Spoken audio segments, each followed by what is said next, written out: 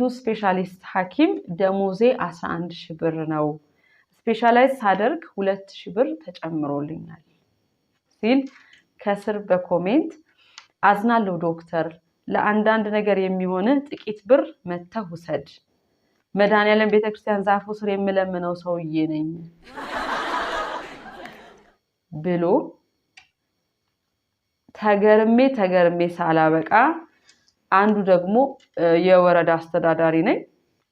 የሚል ደግሞ ተጨመረበት ዶክተር አታስታውሰኝ 11ኛ ክፍል ሳለን ስታስኮርጀኝ የነበርኩት ልጅ ነኝ እባክህ ውለታዬን ለመመለስ ጊዜው አሁን ነው ከአበሌ ላይ ግማሹን እሰጥህ ዘንድ ናናውሰድ ብሎታል ማለቴ የእናንተ ቤተሰቦች የታይላንድ ህመምተኞች የህንድ ምርኮኞች ሊሆኑ ይችላሉ እኛ ግን ጥቁር አንበሳችን ነው ማግሳት ከጀመረ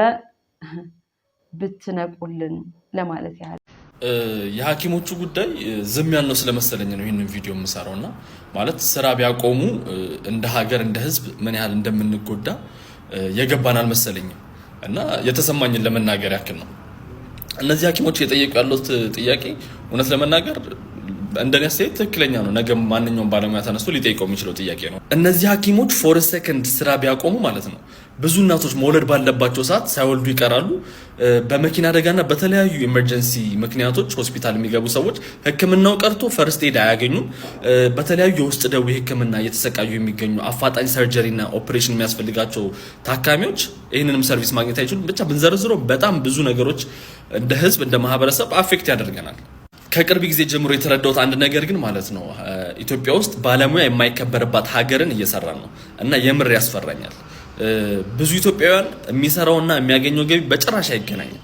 ይሄ ደግሞ በተለያየ ፋክተር የመጣ ነው እውነት ለመናገር ማለት አንደኛው የራሳችን በስራ ዓለም ላይ እንዴት ቫልዩ ማድረግ እንዳለብን አለማወቃችን ነው ሌላኛው በጣም ብዙ ምክንያቶች ቢኖሩም የህዝብ ቁጥራችን ደግሞ የስራ አጡን አበዛውና ሰራተኛ ቤት ሰራተኛ ይመጣል የሚል ማይንድ ሴት ኖረና በርካሽ ብር እየከፈልን ብዙ ስራ ማሰራትን ለመድን ነገርና ይሄ